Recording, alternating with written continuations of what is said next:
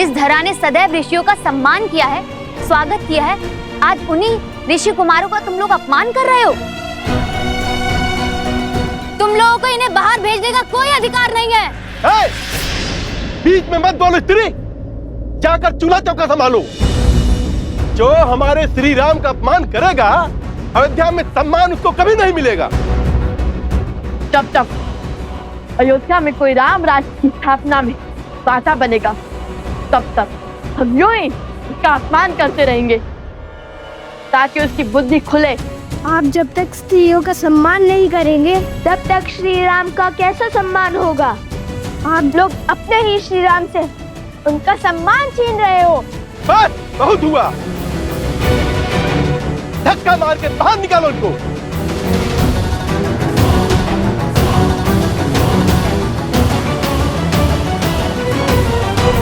बात हाथ से निकल लिए, इन्हें रोकना होगा। जय सिया राम, जय सिया राम, जय सिया राम, जय सिया राम, जय सिया राम, जय सिया राम। हनुमान जी, हनुमान।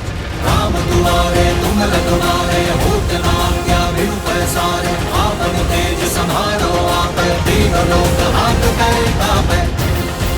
हनुमान के रहते हुए प्रभु श्री राम और माता सीता को पुकारने वाले पर प्रहार कैसे कर सकते हो मूर्ख? महाबली हनुमान की, महाबली हनुमान की, महाबली हनुमान की, महाबली हनुमान की जय। बजरंग बली हनुमान, जय जय महाबली हनुमान। प्रभु श्री राम का आशीर्वाद आप दोनों पर बना रहे। प्रभु के अतिथियों के साथ ऐसा दुर्व्यवहार। जब अश्वमेध यज्ञ का युद्ध समाप्त हुआ, तब स्वयं प्रभु श्री राम ने इनसे मिलने की इच्छा जताई थी। मेरा आग्रह है आप लोगों से, इन्हें भीतर जाने का मार्ग दीजिए। प्रभु श्री राम इन दोनों से मिलने को अति उत्सुक हैं।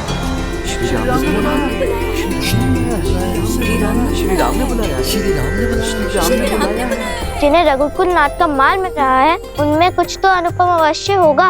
वैसे इन्हें देखकर अपनेपन का आभास हो रहा है। लगता है जैसे इनसे कोई संबंध है हमारा। आइए, आप भीतर चलिए।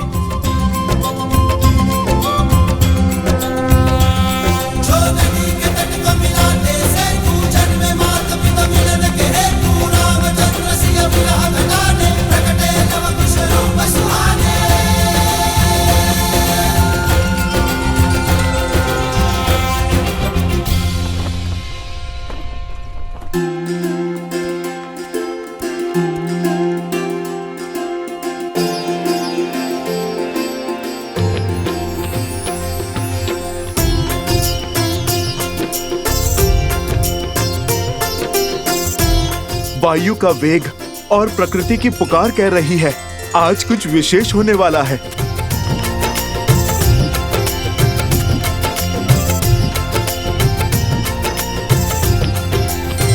महाराज श्री राम अपने अनुजों के साथ पधार रहे हैं।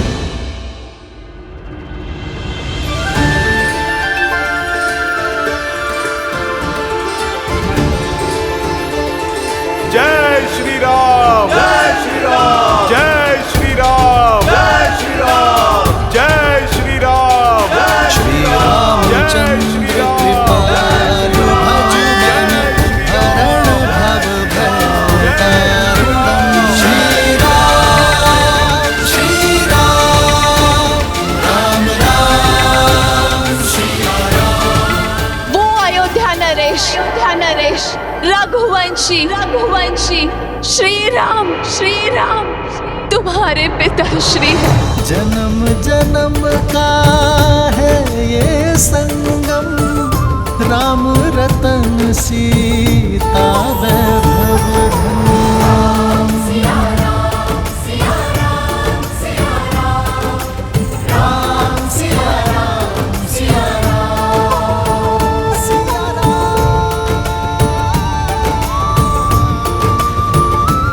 पिताश्री, हमारे पिताश्री।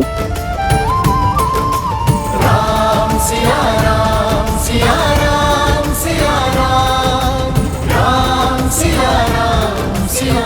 एक बात स्मरण रहे, भगवान वाल्मीकि ने अभी तक तुम दोनों को सत्य प्रकट करने की अनुमति नहीं दी, इसलिए जब तक उनका आदेश ना हो तब तक किसी को नहीं बताना।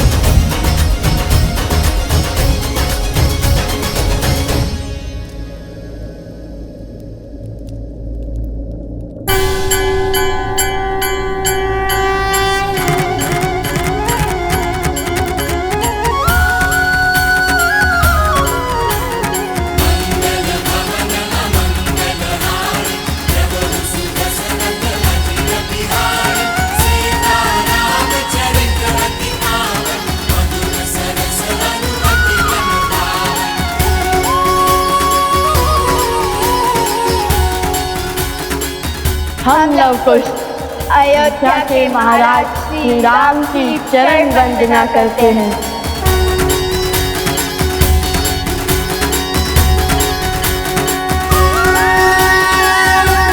आयुष्मान भव।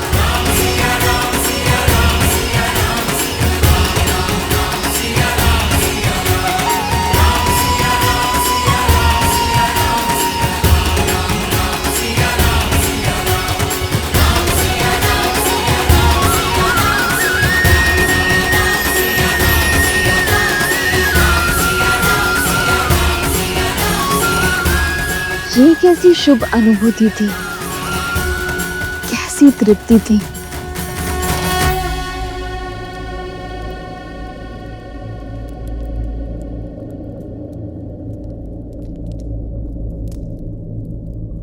क्या हुआ महाराज? ये लड्डू की सुगंध।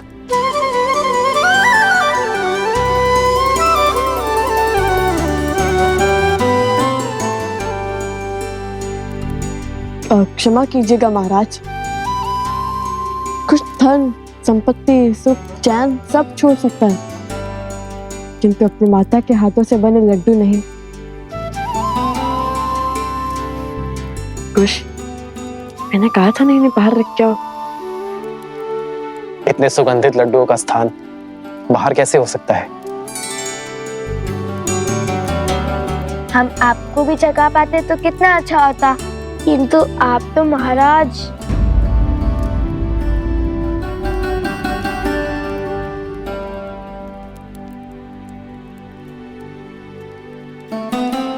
जिन्होंने शबरी के जूठे बेर खाए, उन्हें तुम श्रद्धा से जो अर्पण करोगे वो प्रेम से खा लेंगे।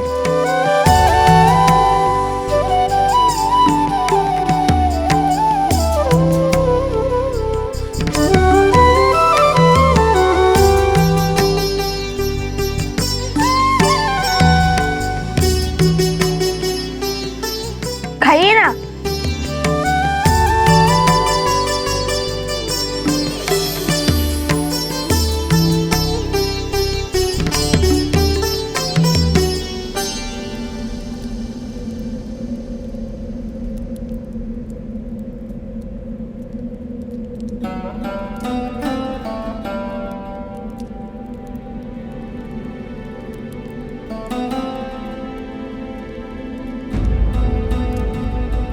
जन्म जन्म का है ये संगम, राम रतन सीता वैभव सीते। धन।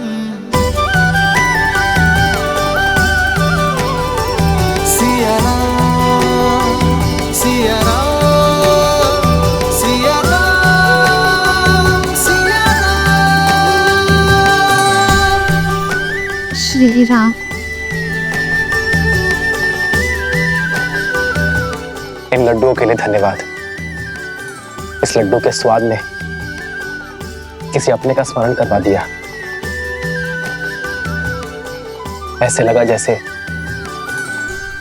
मैं इनके स्वाद से परिचित हूं। हमें भी तो आपने अपना मान लिया है।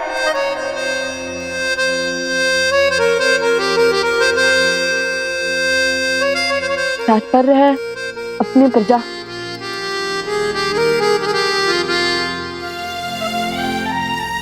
तुम्हारे नेत्रों में ये अश्रु, ये आंसू नहीं, ये तो पश्चाताप के आंसू है।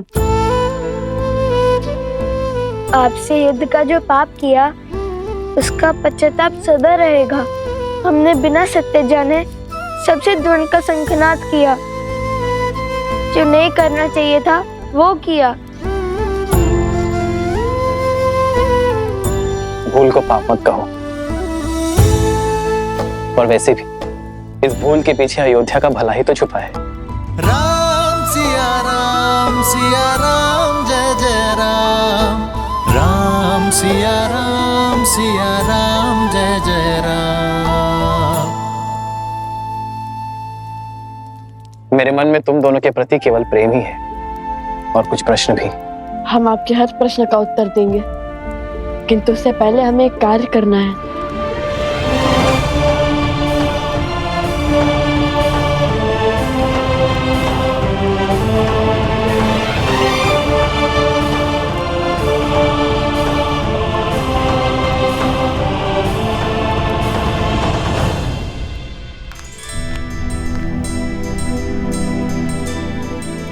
क्षमा कर दीजिए हमें ज्येष्ठ राजानुज, जिन्हें स्वयं श्री राम ने क्षमा कर दिया। उन्हें मुझसे क्षमा याचना करने की क्या आवश्यकता? भैया की क्षमा में ही मेरी क्षमा है।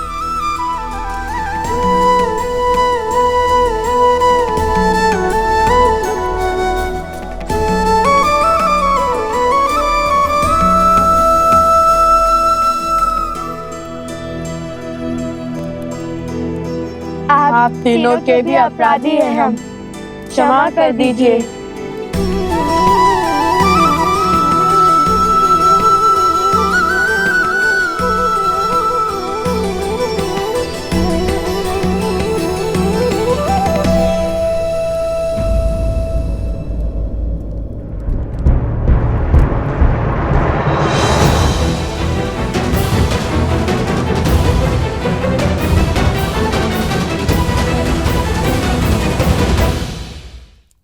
भैया, जब कहा था माता ने कि उनके प्रिय छोटे देवर कुछ अधिक ही क्रोध में रहते हैं, इसलिए इनसे क्षमा मांगना अत्यंत आवश्यक है। माता के लाडले हैं और पिता के सबसे प्रिय अनुज हैं।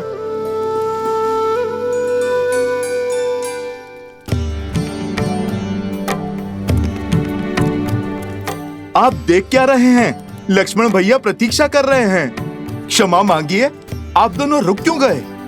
भय से। किसका भय है? इनके क्रोध का, जिससे तीनों लोग थर थर कांपते हैं। सुना है हमने कि शूर्पणखा की क्या गति बनाई थी,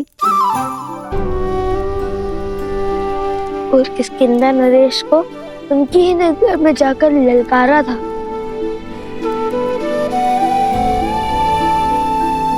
कहीं हम नन्हे बालकों पर बरस पड़े तो?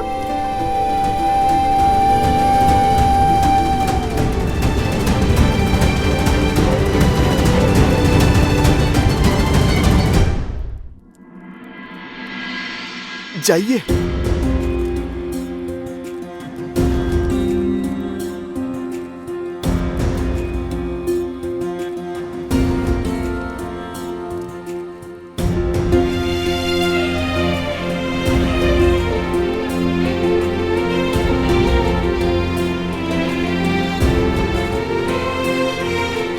मुझे क्रोध तुम दोनों के युद्ध करने के निर्णय पर नहीं आया था। वो तो चुनौतीपूर्ण ही था।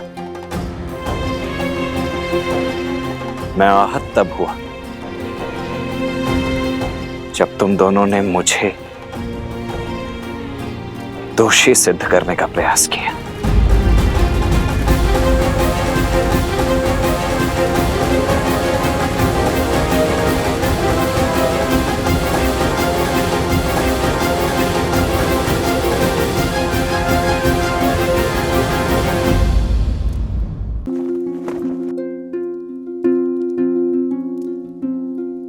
मुझे क्रोध तुम दोनों के युद्ध करने के निर्णय पर नहीं आया था, वो तो चुनौतीपूर्ण ही था।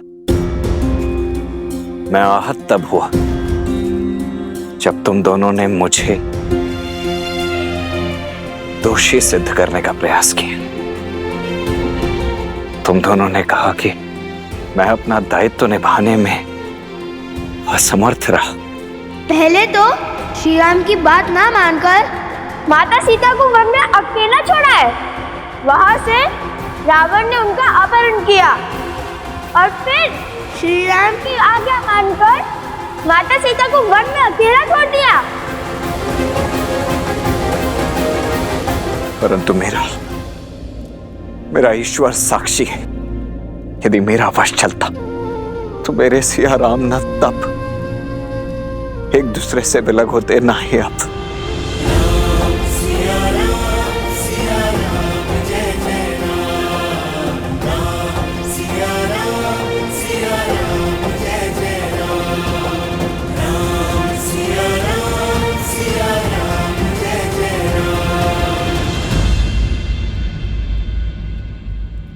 इसी पाप का प्रायश्चित तो करने आए हैं हम। इसी भूल की क्षमा तो चाहते हैं हम आपसे। हमने आपको क्रोधित किया, आपको हराने के लिए आपका अपमान किया। आज यदि आपने हमें क्षमा नहीं किया तो माता भी हमें कभी क्षमा नहीं करेंगी। एक मुख सूरज एक मुख चंदा, दिए सिया के सुख आनंदा। एक एक आत यमज युगला, जानकी सुत रूप नभ कुश बोला। जानकी सुत रूप नभ कुश बोला। सत्य तो ये है कि संसार में लक्ष्मण जी जैसा आज्ञाकारी भाई आज तक ना समर्पित देवर ना कोई हुआ और ना होगा, जिन्होंने माता सीता की रक्षा में श्री राम की सेवा में 14 वर्ष पलक भी नहीं झपकी। क्षमा कीजिए हमें।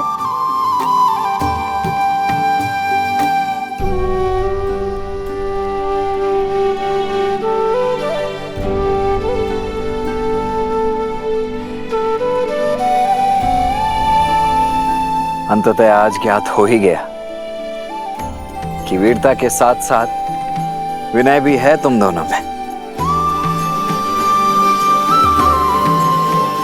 यशस्वी भव।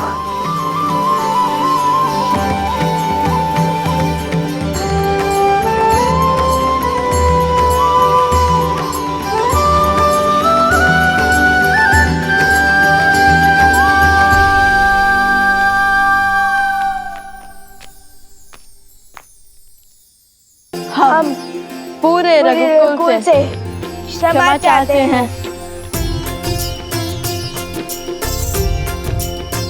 अयोध्या में तुम्हारा स्वागत है लवकुश। तुम मेरे अतिथि हो। तुम्हारी व्यवस्था हनुमान को दे दी गई है। निश्चिंत होकर अयोध्या में रहो और अयोध्या को अपना ही घर समझो। और अब मेरे एक प्रश्न का उत्तर दो। तुमने मुझे और जानकी को मिलाने के लिए मुझे ही चुनौती दे बैठे। इतना बड़ा संकट उठाया, अपने प्राण तक दांव पर लगा दिए। दो अपरिचितों को मिलाने के लिए इतना कुछ क्यों किया तुम दोनों ने? उस भूल के लिए हम क्षमा प्रार्थी हैं। हमें स्वयं अब समझ में आया है कि हमारा युद्ध आपसे कभी था ही नहीं, बल्कि आप जिस प्रजा को बचाना चाह रहे हैं, हमारा युद्ध तो उसके सोच के विरुद्ध था। उस लोक पाप के विरुद्ध जिसके कारण आप और माता सीता अलग हुए। ये संसार उचित अनुचित, धर्म और अधर्म, न्याय और अन्याय का अनूठा संगम है लवकुश।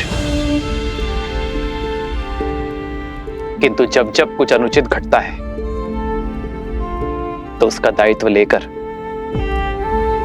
अनुचित को उचित करने का प्रयास करना चाहिए, ना कि अनुचित को अनुचित सिद्ध करने का प्रयत्न। और हर बार उचित अनुचित का भेद मिटाने के लिए शस्त्र नहीं उठाने पड़ते लवकुश। दृढ़ निश्चय कर समाज को समझाने की पहल करनी होती है।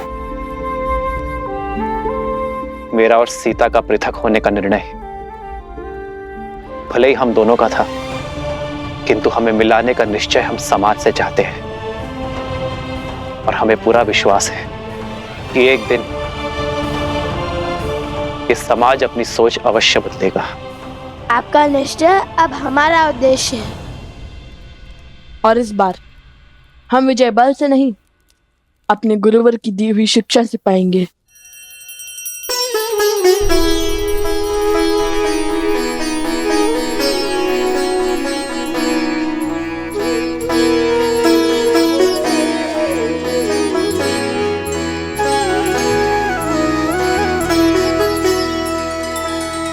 श्री रामचंद्र कृपालु भज मन हरण भव भय दारुणम नव कंज लोचन कंज मुख कर कंज भज कंजारुणम भगवान की अवतार का केवल नहीं गुणगान है, कैसे नारायण बने नर इसका पावन ज्ञान है।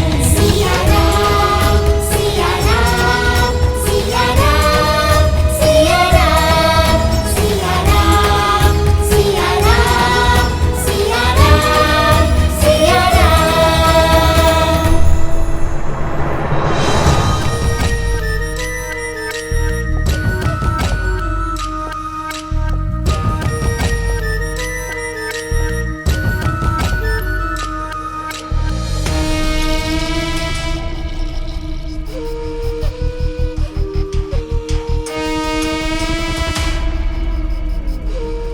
भैया, समय अभी शेष है, क्योंकि अभी तक लव और कुश ने राम को सत्य नहीं बताया है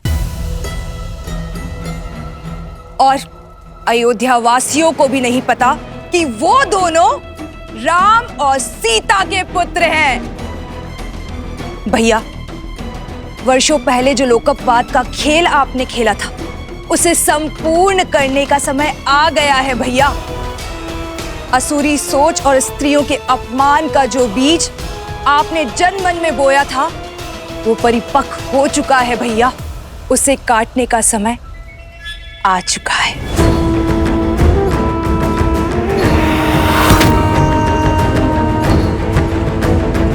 अब होगा मेरी माया का शंखनाद। लव कुश जहां भी जाएंगे, पुरुषों द्वारा स्त्रियों का अपमान ही देखेंगे।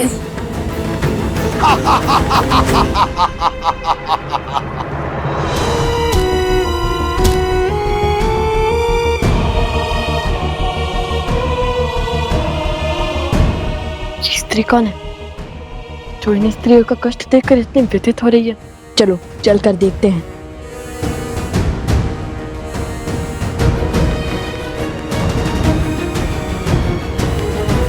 अशुभ है बड़ी बहू के साथ पूजा करना। बड़ी बहू, तुम पूजा से उठ जाओ। तुमने केवल बेटियां ही जन्मी हैं। छोटी बहू को केवल पूजा करने दो। वो शुभता की प्रतीक है। उसने श्री राम लक्ष्मण जैसे पुत्र को जन्म दिया है।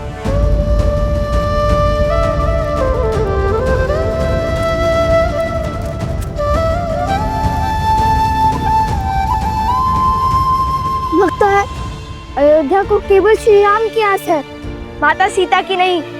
पुत्र में राम कहाँ से देखेंगे जब तक पुत्री में सीता नहीं देखेंगे।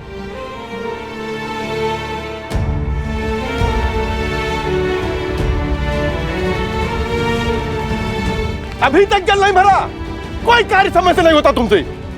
मैं पूरा दिन खेतों में बैलों की भांति जुटता रहता हूँ, तुम सारा दिन सखियों के साथ बैठी बतियाती रहती हो, गृह कार्य भी ठीक से नहीं होता तुमसे। शिव चलो, सूर्यास्त होने को है। हाँ, यदि मेरे पति ने मुझे सूर्यास्त के बाद घर से बाहर देखा तो अनर्थ हो जाएगा। महारानी सीता के त्याग के पश्चात सोचा था परिस्थिति बदल जाएगी, किंतु सब विपरीत ही हो गया है। चलो।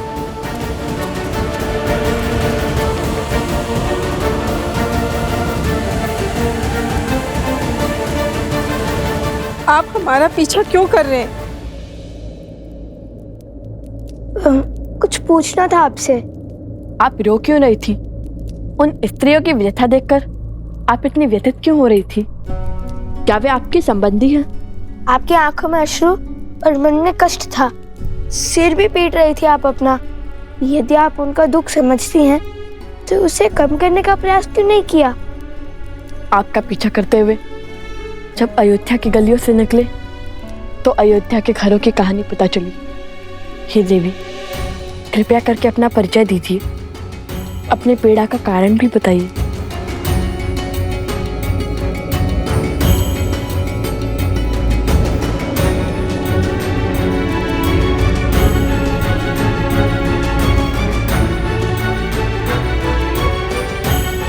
मैं ही वो अभागन हूँ जो प्रभु राम के समक्ष न्याय की गुहार लेके गई थी।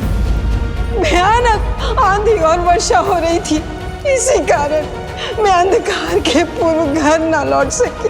सिर्फ इसीलिए मेरे पति ने मेरा बहिष्कार कर दिया। चयन आपको करना है महाराज, या तो आप न्याय कीजिए या तो फिर मुझे आत्महत्या करने की अनुमति दीजिए महाराज। अयोध्या के महाराज ने मुझे न्याय तो दिया, किंतु उस न्याय का दंड भोगना पड़ा अयोध्या की महारानी देवी सीता को।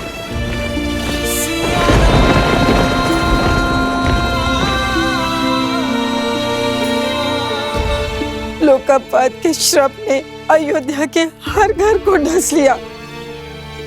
मैं वो पापन हूँ जिसके कारण इस समाज ने सीता और राम को भिन्न किया। मैं ही वो पापनी हूँ, इस अधर्म की उत्तरदायिनी हूँ। मैं तो स्वयं को मार के इस पीड़ा से मुक्त भी नहीं हो सकती, क्योंकि मैं एक माँ हूँ। और अगर मैं मर गई तो मेरे बाद मेरे संतानों को कौन संभालेगा? कौन संभालेगा? कौन संभालेगा? हमारी अयोध्या पहले ऐसी नहीं थी, फिर न जाने कैसे प्रजा की सोच इतनी मलिन हो गई। श्री राम अयोध्या के राजा हैं कि यदि वो चाहे तो एक आदेश पर क्षण भर में सब कुछ ठीक हो सकता है। भला उन्हें कौन रोकेगा? पर वो भी इस वियोग को सह रहे हैं, क्योंकि वो मर्यादा पुरुषोत्तम है जो अपनी सोच दूसरे पर आदेश के रूप में नहीं थोपना चाहते। वो चाहते हैं कि स्वयं की अनुभव से अयोध्या की प्रजा की सोच बदले, पर ना जाने ये कब संभव होगा, ये कब संभव होगा।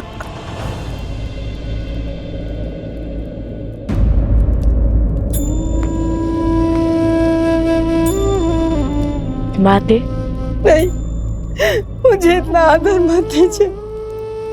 मैं केवल एक वस्ताखोर ऋषि कुमार हूँ। केवल मुख से माता ही नहीं कहा है, अपितु आपको मन से भी माता ही माना है हमने। और हम अपनी माता का रोते हुए नहीं देख सकते।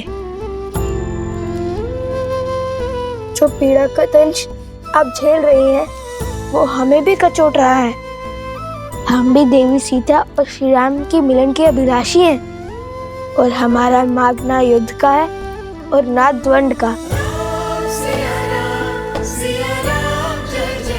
न्याय के लिए अन्याय को मिटाना होगा। अयोध्या वासियों को स्त्री के सम्मान का महत्व समझाना होगा। उनके मन को पुनः पवित्र करना होगा। आप यहीं रुकिए, हम अभी आते हैं। कहीं जाइएगा नहीं।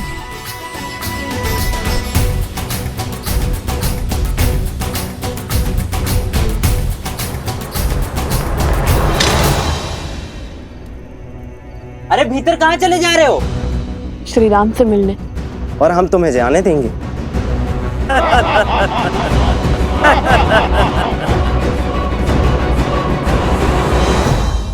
महाराज अभी व्यस्त हैं, बिना अनुमति के नहीं मिल सकते हैं। जाकर कहिए ना उनसे कि हम अति आवश्यक विषय में मिलना चाहते हैं उनसे। देखिए, आप हमारी बात को समझिए, हमारा जाना बहुत ही महत्वपूर्ण है। अरे जाओ यहाँ से। अरे मैंने कहा ना, जाओ यहाँ से। कृपया करके हमें जाने दो ना।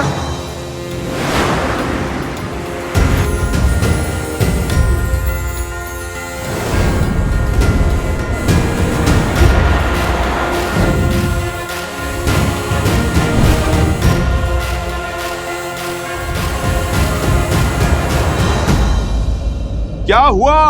हनुमान जी, हमें इसी क्षण प्रभु श्री राम से मिलना है, और इस समय यदि कोई है जो हमें श्री राम के पास ले जा सकता है तो वो केवल आप हैं। बात वचन की है हनुमान जी, किसी को लौटाने का वचन देकर आए हैं हम। सहायता कीजिए ना हनुमान जी।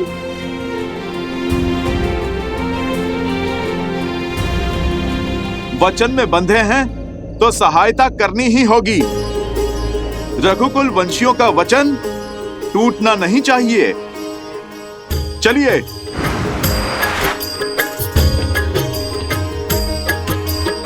जय श्री राम।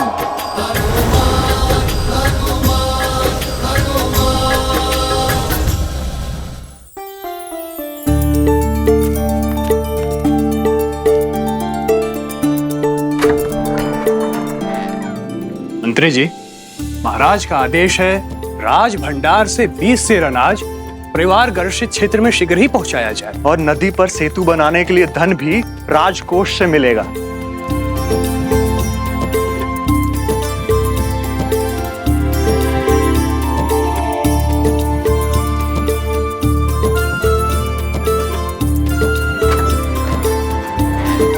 अद्भुत, इतने बड़े कौशल राज के महाराजा होने के बाद भी सूर्यास्त के पश्चात ये कार्य कर रहे हैं।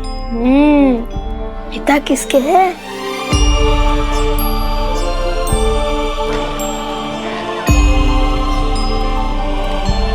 चलिए, प्रभु ने आप दोनों से मिलने की आज्ञा दे दी है।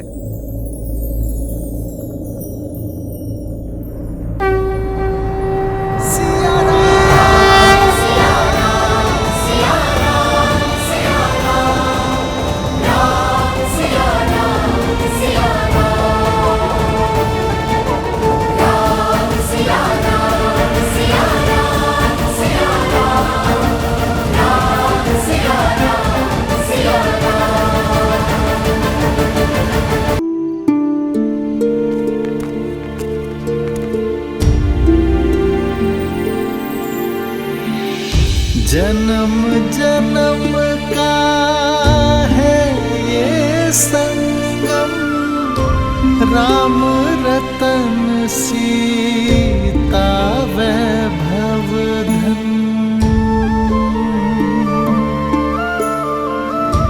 एक है पौरुष एक समर्पण, एक है रूप तो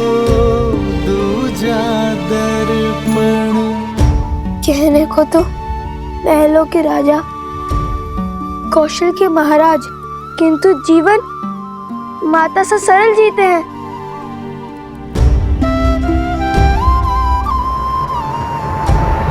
राम सिया राम सिया राम सिया राम, राम सिया राम सिया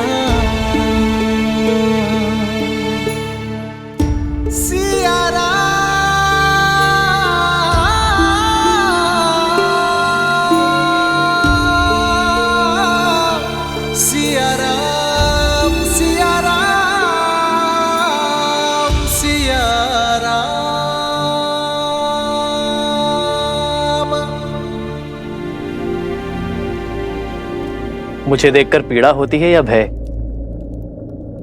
जब भी तुम्हारे समक्ष आता हूं, तुम्हारे नेत्रों से कल कल अश्रु बहने लगते हैं।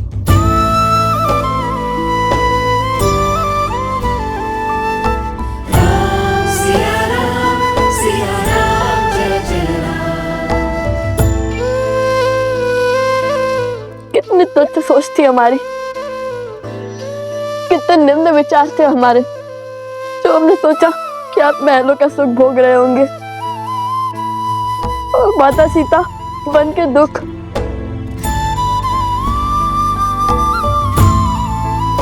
यहाँ आए तो समझ में आया कि एक और आप कौशल राज के महाराज की भांति अपने राज्य को हर संकट से बचा रहे हैं, और दूसरी ओर किंतु एक सन्यासी की भांति सब कुछ त्याग बैठे हैं।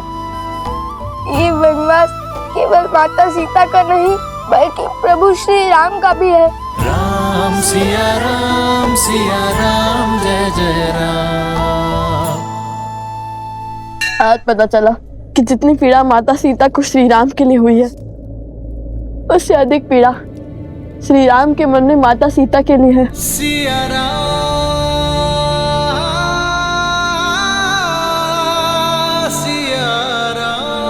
तुम्हारे नेत्रों से झरते ये अश्रु तुम्हारी बातों से उठती ये विपदा, ऐसा प्रतीत होता है कि तुम्हारा दुख मेरे दुख से भी विशाल है।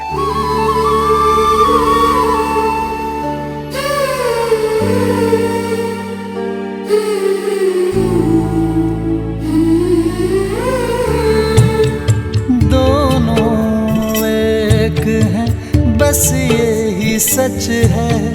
राम लक्ष्य और राम ही पथ है।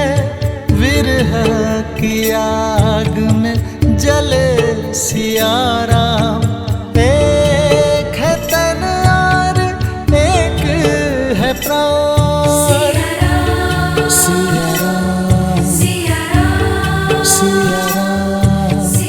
आपके वियोग को अंत तक हम लाएंगे, सिया राम का मिलन हम करवाएंगे, उनकी बीच की दूरी को हम मिटाएंगे।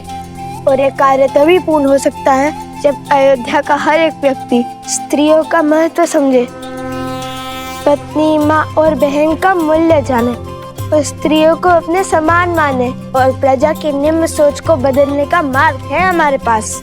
ऐसा मार्ग जो सीधा भी है और सरल भी, जो आपको भी भाएगा और माता सीता को भी। किंतु आपकी अनुमति के बिना आपके राज्य में ऐसा नहीं कर सकते। कैसा मार्ग?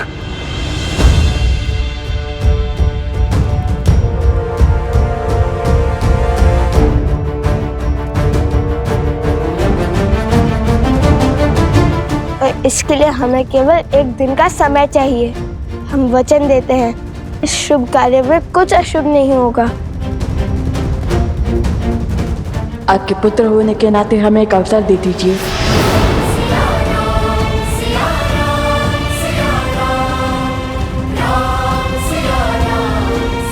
वो आपने कहा था कि महारानी सीता हमारी माता समान हुई, तो आप भी तो हमारे पिता हुए, है ना श्री राम? वैसे भी प्रजा के लिए तो राजा पिता समान होते हैं ना, और अब तो हम भी आपकी प्रजा ही हैं, सो आपके पुत्र हैं, और ये पुत्र अपने माता पिता को एक करने के लिए केवल एक दिन मांग रहे हैं।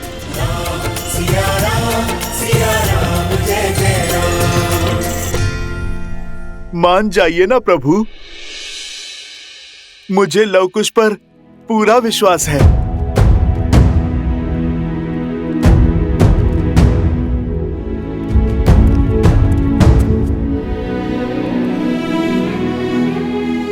प्रभु, उनका उत्तरदायित्व मैं लेता हूं, और फिर यदि ये कार्य सफल हुआ तो ये राज्य पूरा खुशियों से भर जाएगा प्रभु। हर संकट टल जाएगा प्रभु।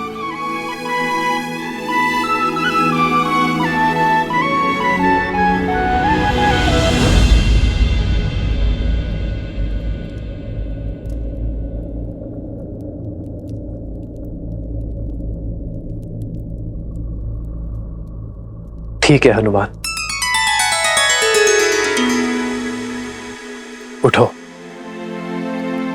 किंतु एक बात स्मरण रखना, चाहे विचार हो या व्यवहार, कुछ भी थोपा नहीं जाना चाहिए। यदि अयोध्यावासी एक दिन में तुम्हारी बात मानेंगे तो तुम्हारे उपाय को और आगे बढ़ाएंगे, अन्यथा ये निर्णय भी पुनः नियति पर छोड़ देंगे। ज्येष्ठ पिताश्री,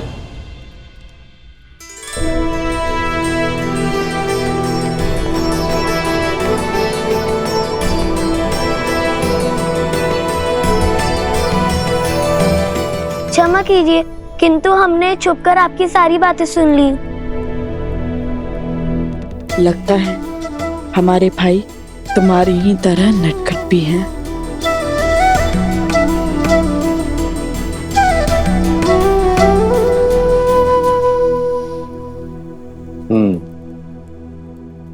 इतना दुस्साहस उचित नहीं है,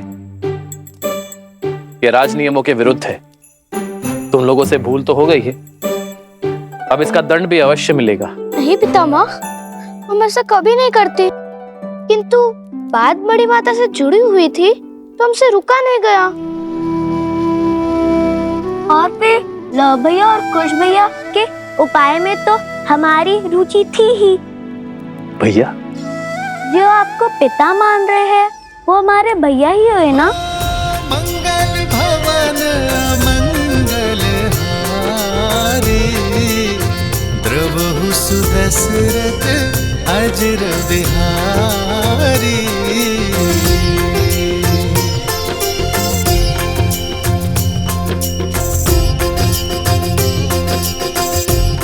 उचित है हनुमान, सबकी भावनाओं का ध्यान रखते हुए आगे बढ़ो। जो आज्ञा प्रभु।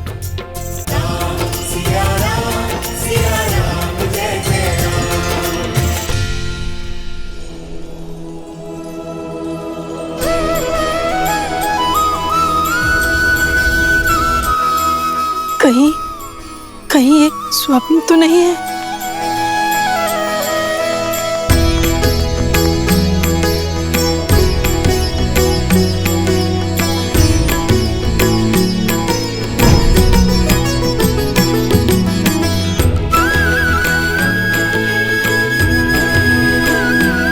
माता, हर कष्ट, हर पीड़ा, हर क्लांति को पीछे छोड़ने के लिए सच हो जाइए।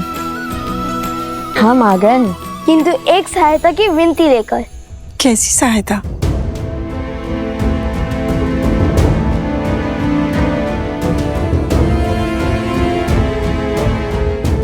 अवश्य, मैं ये कार्य अवश्य करूंगी। आप निश्चिंत रहिए, बस मुझे आज्ञा दीजिए।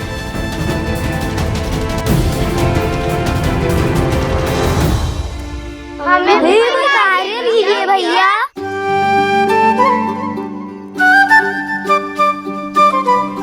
अवश्य, तुम सब एक स्थान की व्यवस्था करो जो हमारी योजना में उपयोगी हो। जानते हो ना मैं कैसे स्थान की बात कर रहा हूँ? हम अभी उचित स्थान की व्यवस्था करते।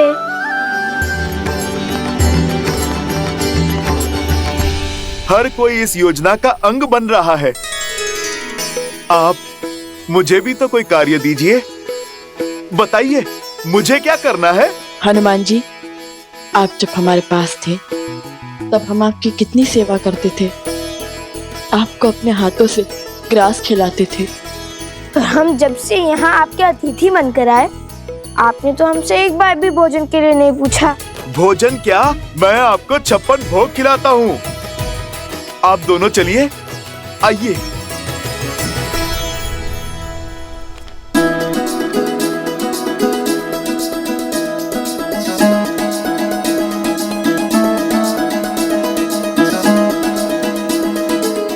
नहीं, बस एक और लीजिए। नहीं, अपनी और नहीं।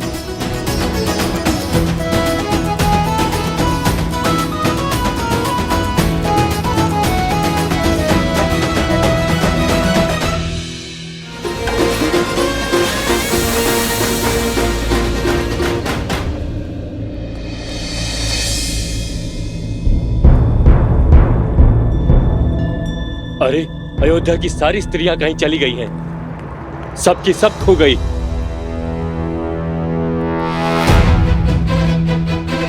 अरे कहाँ गई सब? खोजो उन्हें। मेरी पत्नी को देखा क्या? नहीं देखा। अरे मिली कोई? नहीं मिली। मेरी पत्नी भी नहीं मिल रही है। चलो साथ में चलकर खोजते हैं। हाँ, चलो चलो। अरे तुम्हारी पत्नी मिली? नहीं, नहीं मिली। और तुम्हारी? नहीं। ऐसे कैसे लुप्त हो गई? माता और बहनों, हमारे आपसे केवल एक विनती है। चाहे आपका पुत्र, पति या पिता कोई भी विपदा में हो, ये मत भूलिएगा कि ये युद्ध केवल माता सीता के लिए नहीं है, ये आप सबके मान सम्मान का द्वंद है।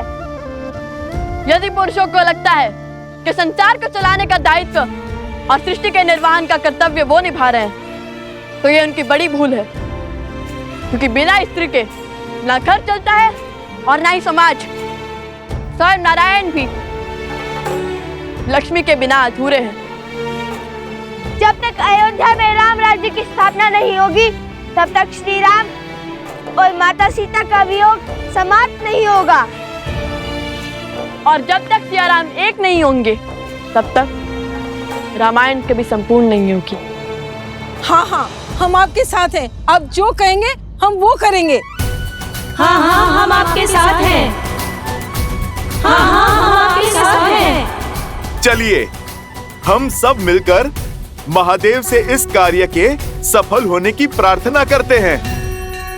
हर हर महादेव! हर हर महादेव! हर हर महादेव! हर हर महादेव! हर हर महादेव! हर महादेव! हर हर महादेव!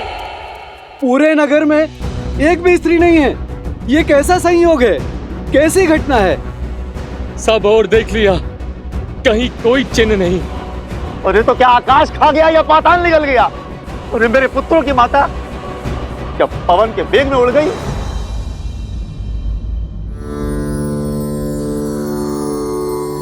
श्री रामम श्री रामम श्री राम। चलो।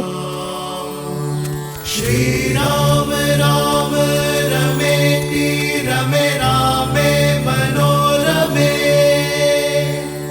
सहस्रनाम तत्तुल्यं राम नाम वरानने। श्री राम राम रमेति रमे रामे मनोरमे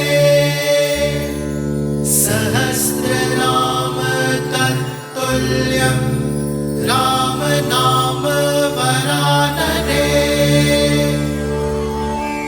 देखो हनुमान जी की अद्भुत लीला।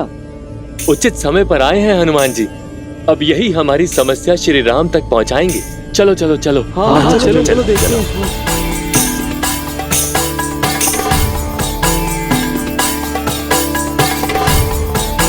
हनुमान जी, हनुमान जी, एक बहुत बड़ी विपदा आन पड़ी है, सहायता कीजिए हनुमान जी। इसलिए आपका ध्यान तोड़ना पड़ा हमें।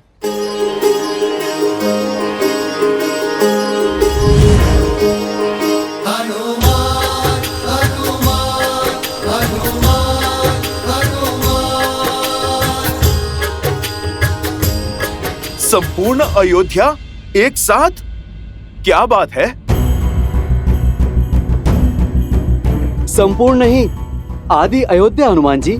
ध्यान से देखिए, आपके समक्ष केवल पुरुष हैं। सभी स्त्रियां लुप्त हो गई हैं।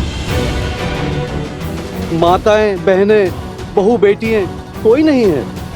कहीं ये किसी आसुरी शक्तियों का किया धरा तो नहीं? जय श्री राम।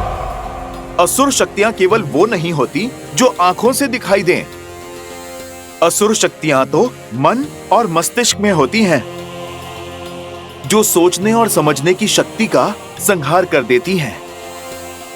इस असुर शक्ति से विजय तभी प्राप्त की जा सकती है जब मन से द्वेष को मिटाया जाए। और एक साथ इतनी सारी देवियों को प्रभु श्री राम की अयोध्या से उनके भक्त के होते हुए भला कौन ले जाएगा? ना कोई ध्वनि हुई और ना ही कोई हलचल हुई। मुझे तो लगता है कि ये स्त्रियां स्वयं चली गईं, अयोध्या छोड़कर अपनी इच्छा से। स्वयं गई है? स्वयं चली गई?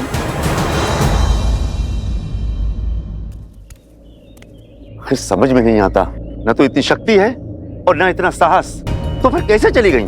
जो स्त्री मेरी बिना आज्ञा के चौखट के बाहर एक पग तक नहीं रखती, जो स्त्री हमारे आदेश के बिना जल तक नहीं ग्रहण करती, वो घर संसार छोड़ गई? कैसे, क्यों? हाँ, उचित कहा, उचित कहा। पत्नियां तो पति का संसार होती हैं, पत्नियां तो परिवार की धुरी होती हैं, सेविका नहीं। वो भी तो मनुष्य हैं, उनकी भी अपनी इच्छा होगी। हो सकता है कि उन्हें आपकी कोई बातें बुरी लगी हो सकता है वो आपके व्यवहार से आहत हो गई हो। आहत हो गई? ऐसे कैसे आहत हो गई? उनके बिना हमारी कितनी हानि हो रही है। भोर से अभी तक ना भोजन बना, ना ही जल भरा हुआ है, खेतों का कार्य भी रुका पड़ा है। हाँ, और हनुमान जी, हमारे वस्त्रों की कारीगरी भी रुकी पड़ी है। प्रभु श्री राम का ये सेवक उनकी अयोध्या की सहायता अवश्य करेगा। आप लोग एक काम कीजिए, कुछ लोग दाएं जाएं और कुछ लोग बाएं जाएं, और मैं सामने की ओर देख लेता हूं। जैसे आपकी आज्ञा। चलिए।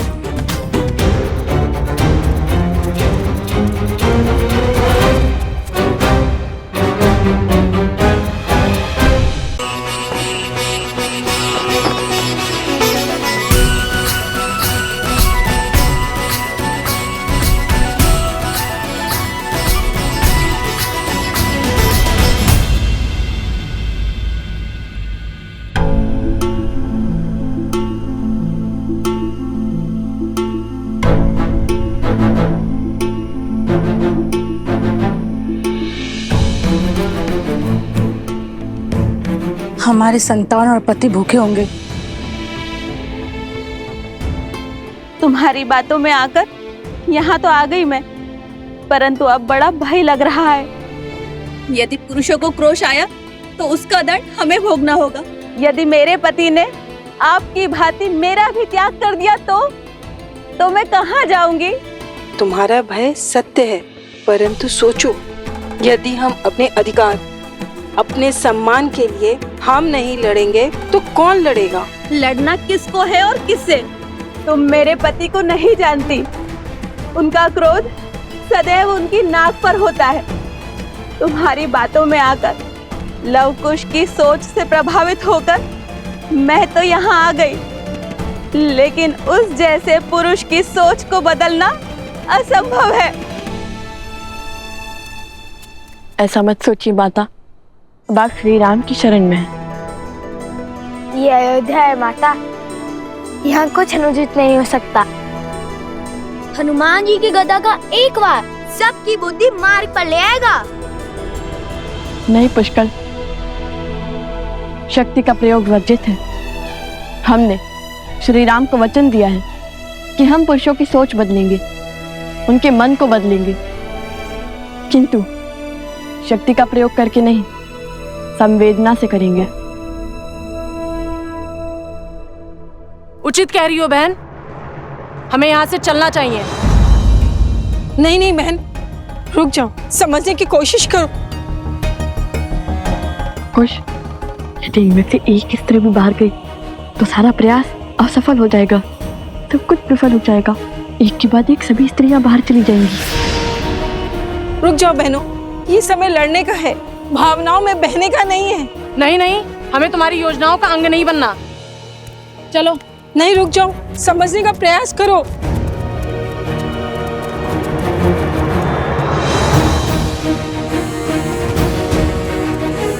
जिनमें एकता नहीं, वो एक दूसरे की क्या संबल बनेंगी?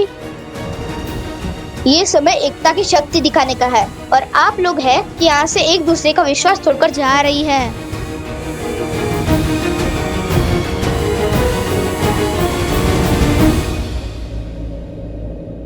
जाने दो इन्हें। ये जीवन भी इनका है और ये द्वंद्व भी।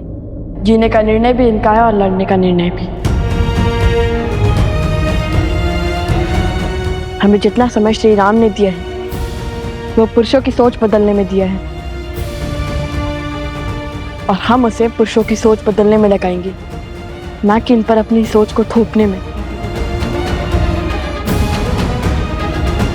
यदि हम ही इन्हें स्वतंत्र नहीं छोड़ेंगे तो उनमें और हम में अंतर क्या रह जाएगा?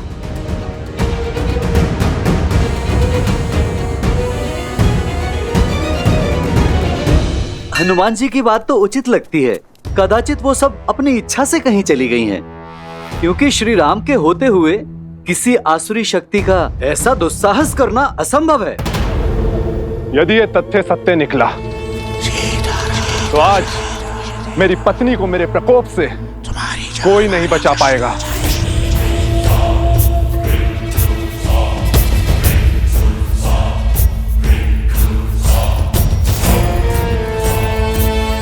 उन स्त्रियों को उनका उचित स्थान दिखाना आवश्यक है। उचित कहा आपने।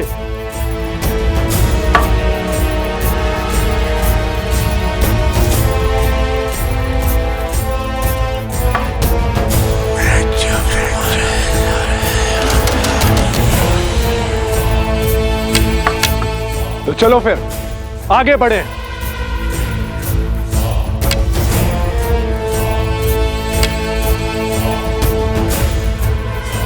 अब दूसरी टुकड़ी को भड़काने की बारी है।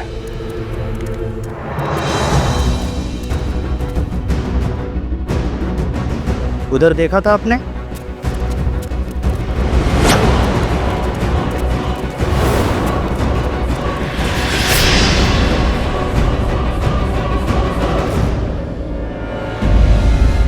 सुशीला, कमला, गीता, प्रातः काल से कहां थी तुम? बिना आज्ञा घर से बाहर पग कैसे धरा तुमने? विद्रोह की चिंगारी उठ रही है हमारे विरुद्ध। उल्लंघन करेगी पति की आज्ञा का। किसकी आज्ञा से घूंघट उठाया तुमने? घर से बाहर निकली।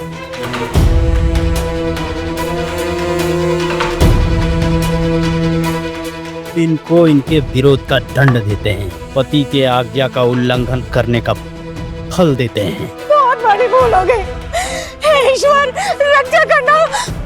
आज तो ईश्वर भी नहीं बचा पाएगा तुम्हें।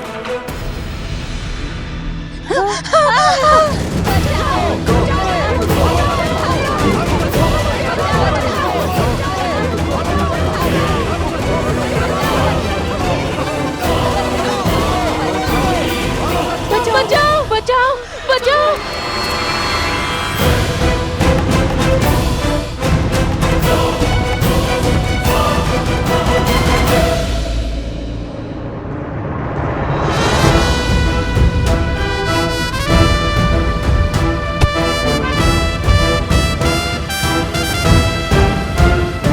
शांत हो जाओ, शांत हो जाओ, शांत हो जाओ।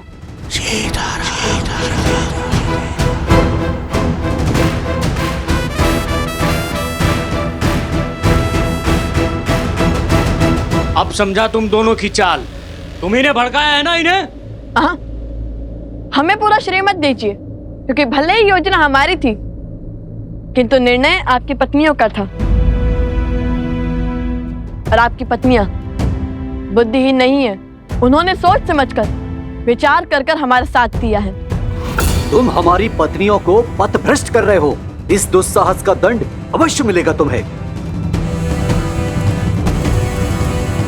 ऋषि कुमार का कथन अनुचित नहीं है। हमारी स्त्रियां भी सम्मान के अधिकारी हैं। हमें तुम्हारा ज्ञान नहीं चाहिए। तुम सब अपनी पत्नियों को अधिक ही स्वतंत्रता दे रखे हो।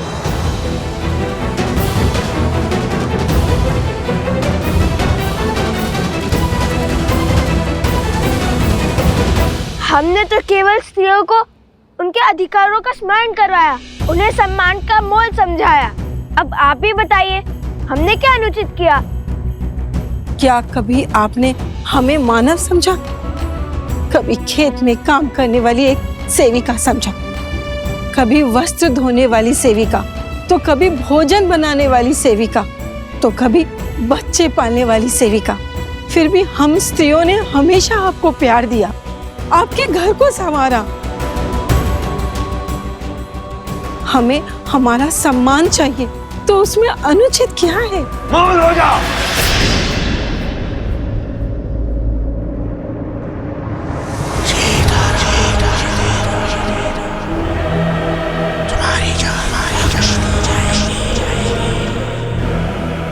अब आएगा आनंद। उस रात्रि कहानी बनाकर तू किसी नाविक के साथ रुक गई थी, और आज ये सॉन्ग रचकर तुम मेरा अपमान कर रही हो।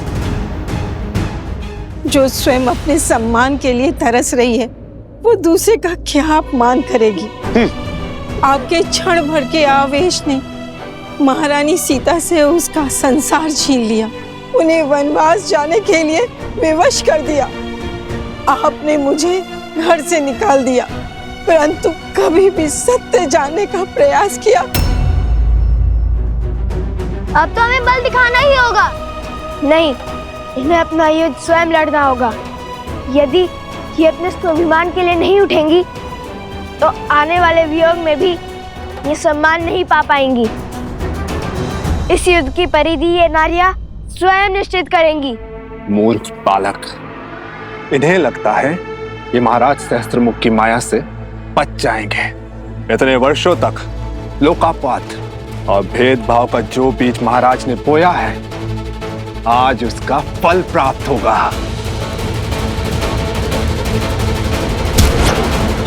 तो साहस की हर सीमा पार हो गई है आज। मुझे इस उद्दंड का दंड अवश्य मिलेगा। चल।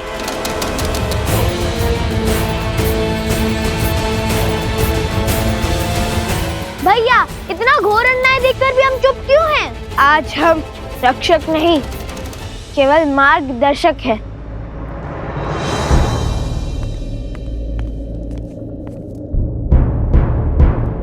महाराज, नगर द्वंद्व का दंश झेल रहा है। स्त्रियों और पुरुषों में घोर तनाव है। पुरुष स्त्रियों के हर तर्क को निरर्थक मान रहे हैं।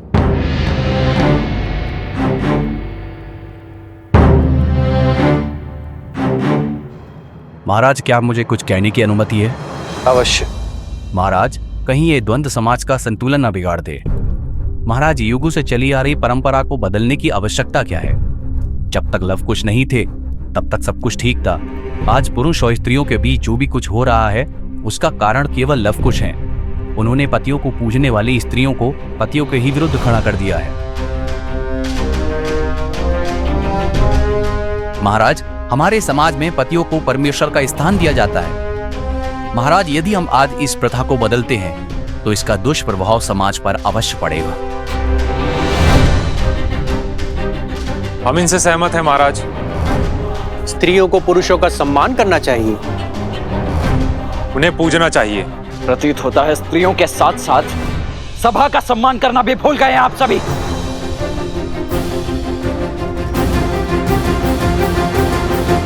लक्ष्मण, शांत।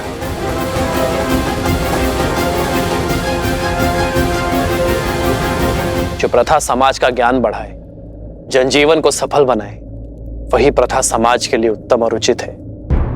और जो प्रथा समाज के आधे अंक, परिवार की धुरी, नारी का अहित करे, उसे दुख पहुंचाए, उसे सुधारने में ही समझदारी है। क्या रामराज्य की परिभाषा एक ऐसा समाज है जहां स्त्रियों को सेविका समझा जाता है, या फिर राम राज्य एक ऐसा समाज है जहां स्त्री और पुरुष एक साथ मिलकर सुख और सफलता का परचम ले रहे हैं?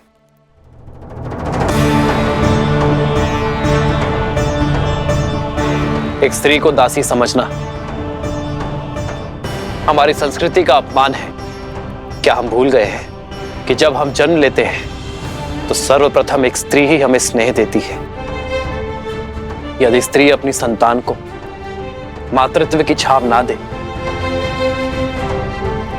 उसे अपने दुग्ध से पोषित ना करे, तो संसार का कोई भी पुरुष जीवित नहीं रह पाएगा। मैंने लवकुश का साथ इसलिए दिया है क्योंकि उनकी सोच में समझ और सुधार है। आज हम जिस मोड़ पर खड़े हैं, वो समाज का नया दौर है जहां स्त्री और पुरुष कंधे से कंधा मिलाकर अपनी शक्ति से इस संसार को आगे बढ़ाएंगे। मुझे उन दोनों पर पूरा विश्वास है और मैंने उन्हें जितना समय देने का वचन दिया है उतना समय उन्हें अवश्य मिलेगा।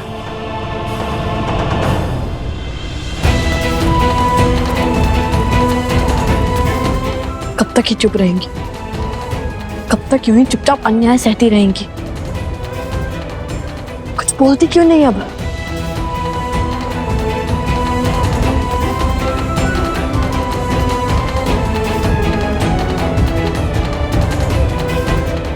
और अधर्म और क्रूरता। हे नारायण, रक्षा कीजिए।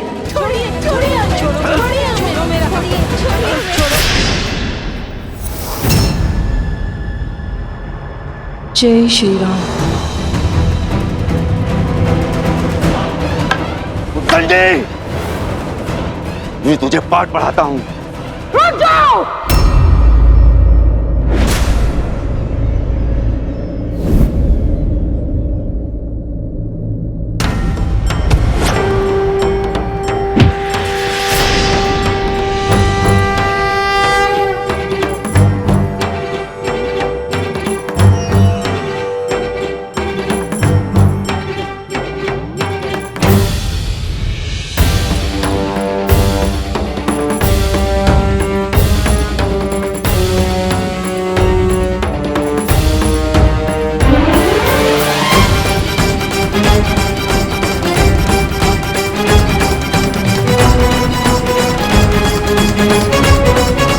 महाराज, घोर असंभव संभव हो गया महाराज। स्त्रियों ने पुरुषों के विरुद्ध ध्वनि उठा दी है महाराज।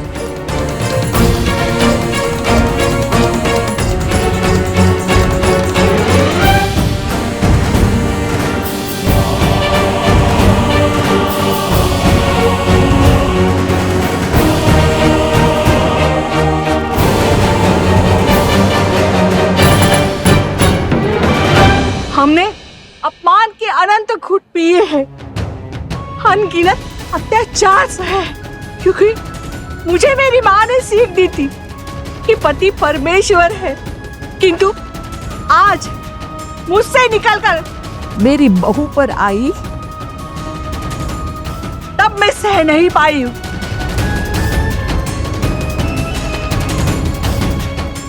सोच का ये बीज इनके मन में अंकुरित होना आवश्यक था। अब जब ये अपने सम्मान के लिए लड़ने को सच है तो हम भी इनका साथ देंगे।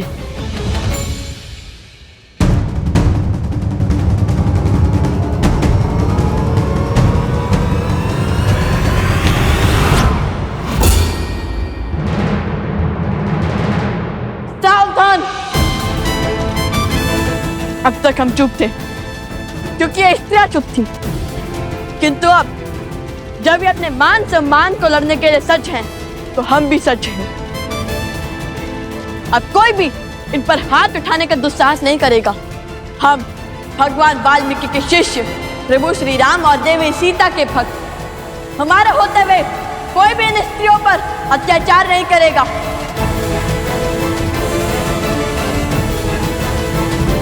हम इनके साथ हैं, हम इनके साथ हैं, हम इनके साथ हैं।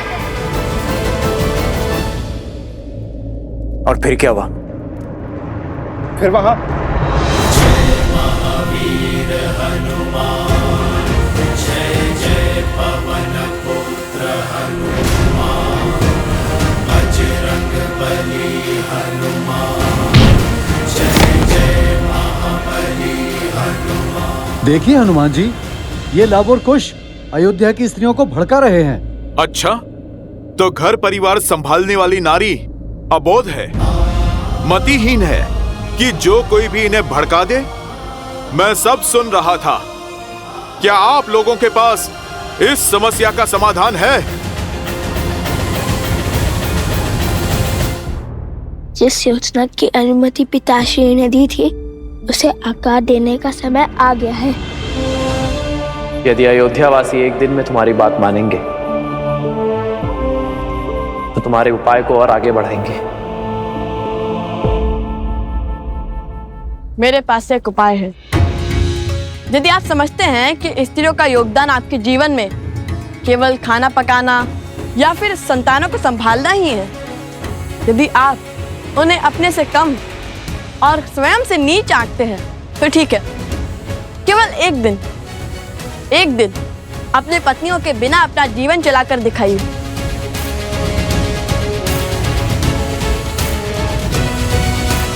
ये सूर्य का पहला पहर है, सूर्यास्त में केवल 4 पहर शेष है। तब तक पता चल ही जाएगा कि स्त्रियां आपके सम्मान के अधिकारी हैं या नहीं।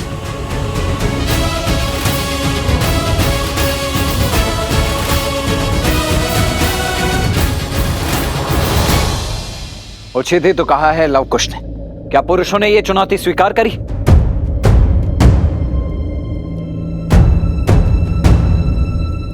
ये चुनौती स्वीकार है आप सबको?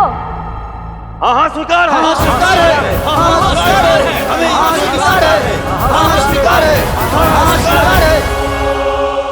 महाराज, इतनी विकट स्थिति में भी आप मुस्कुरा रहे हैं। कदाचित आप इस शर्त का तर्क नहीं समझ रहे हैं। पुरुष स्वभाव से बहुत हठी होते हैं। जब बात उनके अहम पर आ जाए तो शाम दाम दंड भेद कुछ भी अपना कर अपना पलड़ा भारी करने की ही सोचते हैं। मान लीजिए कल उन्होंने अपनी पत्नियों का परित्याग कर दिया तो इतनी सारी स्त्रियों की पीड़ा और परित्याग का कलंक अयोध्या के माथे ही लग जाएगा।